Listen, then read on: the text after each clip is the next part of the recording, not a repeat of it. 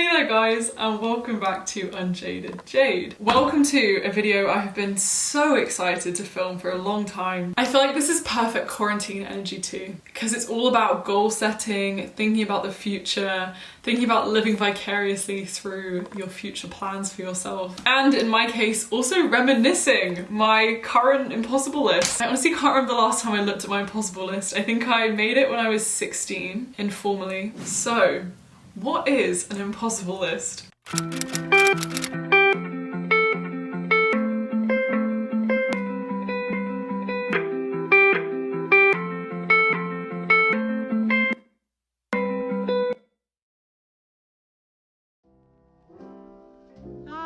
I'm sure you guys have all heard of a bucket list. The idea of the bucket list is you fill it with all kinds of things that you want to do before you die, which sounds kind of morbid, but also I think there's something exciting about declaring all the amazing things you want to do. But most of the time, these bucket lists are like very whimsical, no one actually follows through with them or like revisits them. So the way I like to think of an impossible list is it is a more actionable version of a bucket list. The idea is that you consistently revisit it, the goals are more doable, and the idea is that you actually iterate upon them. For example, if my goal for life is that I run a full 5K, once I've eventually ticked that off, I can iterate upon it and be like, you know what, because I've done that, in my life now, I want to run a 10K. And that iterability encourages you to keep coming back to it, thinking about how you can work on it, work on yourself, change your goals. Ideally, you share it publicly, but I want to say, I think it plays a lot into the law of attraction, because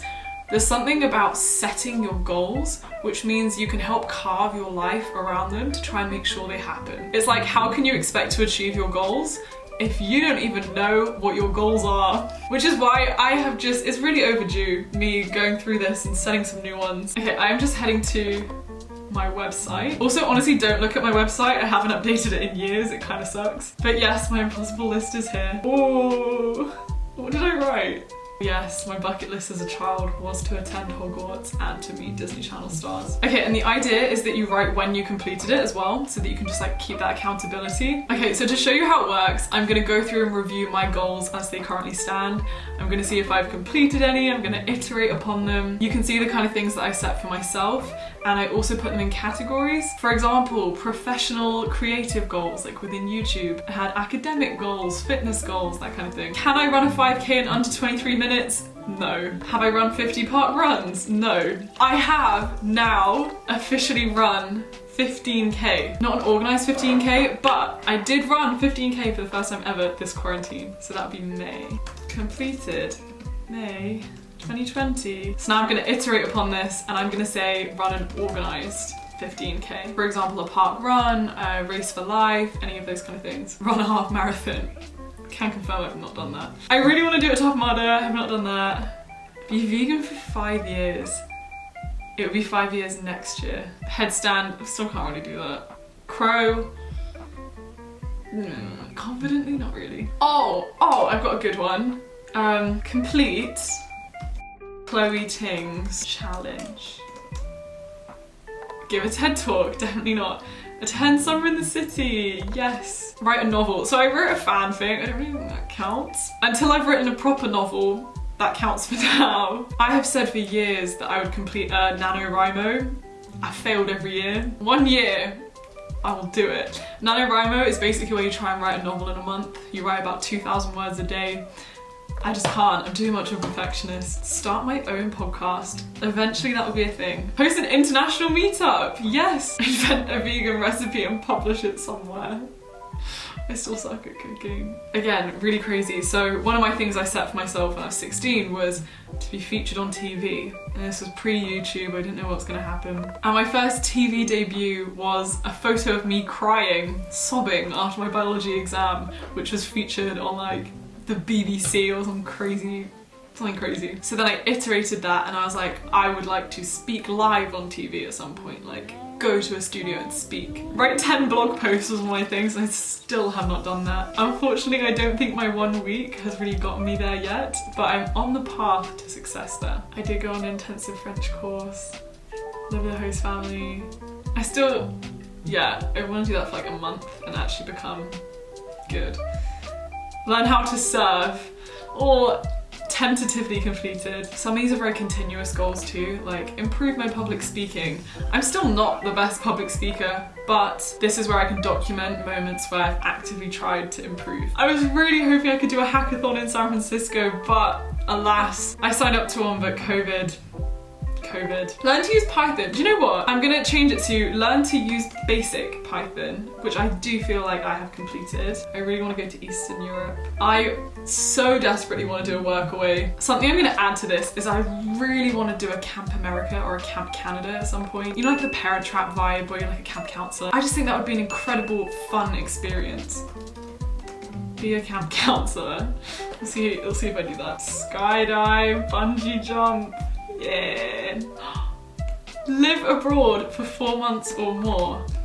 That's crazy that I can now tick that off. Again, I made this when I was 16. Like I didn't even know Minerva existed. Have deep knowledge of a specific city. It's funny that I know San Francisco better than London. Learn more about my biological family. I think I'm realizing I probably won't be able to do this.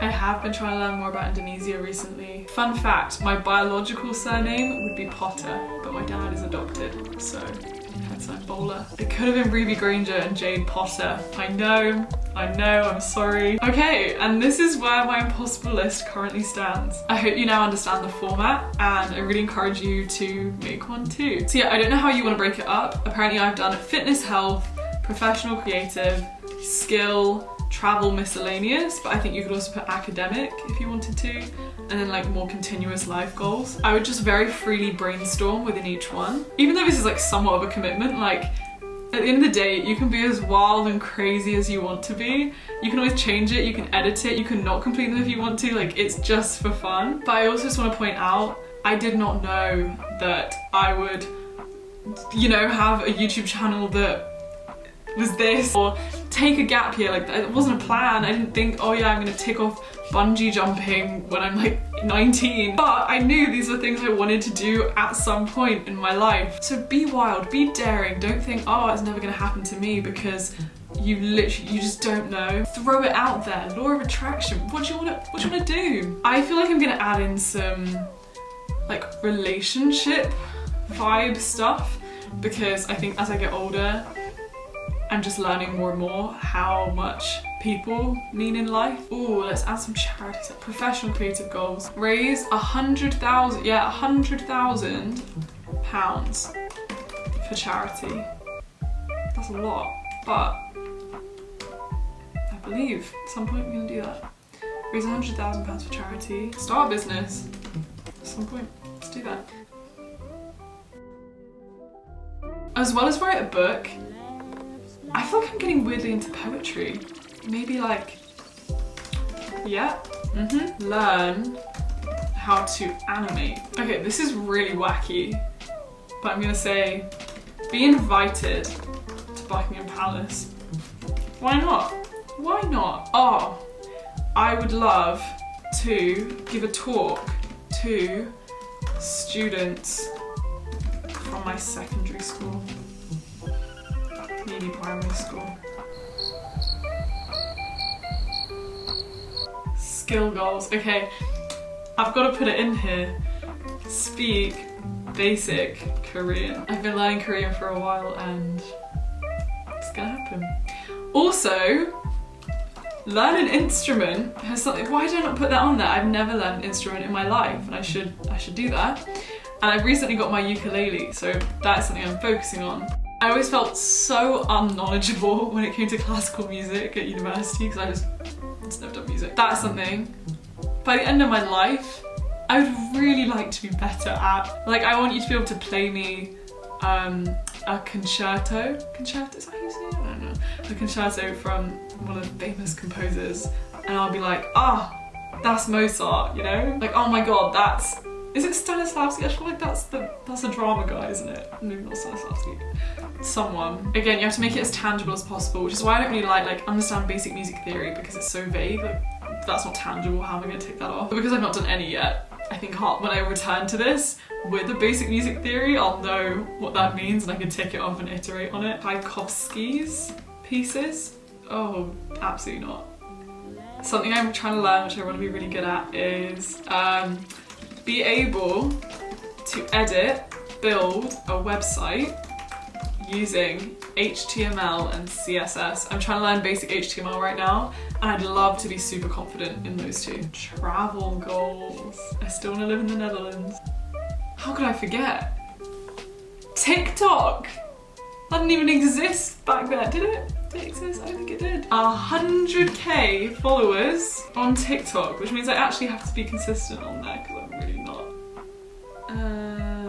I also just quickly want to say, I think it kind of shows that at the end of the day, the fun isn't just sitting here and ticking off something for the sake of just having it done. I think we spend so much of our lives in hustle culture, focusing on the outcome and endpoint, when really most of the fun is like the journey and the iteration, working towards all of these things. You like run 50 park runs. Like the fun of that isn't ticking off like, oh yeah, I did 50, but instead the fun that came with each of those park runs and like the community event and challenging myself, that kind of thing. So yeah, I encourage you to do this to give yourself direction and creative meaning, but to equally embrace the spontaneity that comes with life. But as I say, this thing is meant to be public, so I dare you, in the comment section of this video, I want you to comment at least five impossible list items right now. You can put them in categories if you want, you can do more than 5, you can do 10, you can do all of them.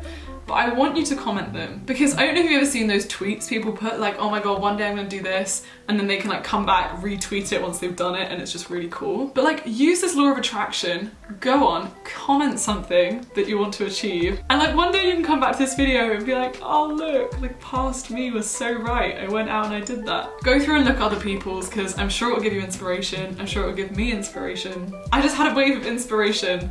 Something I have to do before the end of my life is I have to dye my hair. Like, I have to. I always say I'll never do it because it will ruin the health of my hair, but like, Jade, sis, come on. Dye my hair. Dye my hair. Any other weird miscellaneous goals I have to do. Go skinny dipping. Yeah, that's gonna happen at some point. We're gonna do it. We're gonna do it. Why do I feel like that's the kind of thing that I'd do if I was a camp counselor in America? That just sounds like a movie. This is random, but I really want to figure out more of where I stand in like a spiritual, religious sense. I need to spend time digging into that. Yeah, I think we're good.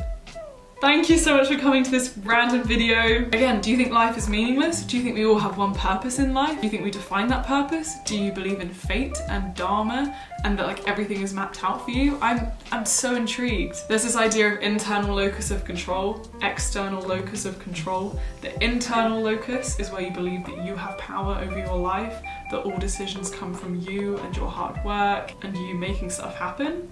Whereas like a full external locus of control is where you believe that everything is in the fate of the universe and fate and God. Everything's predefined. You can look more into those concepts if you find it interesting, but I think I fall somewhere in the middle, but leaning more on the internal locus of control. Obviously, we live in a world of injustice and where certain people are privileged more because of their skin tone, where they grew up, financial standing, family, etc, etc. But I still do believe you have a lot of say in what you make of your life.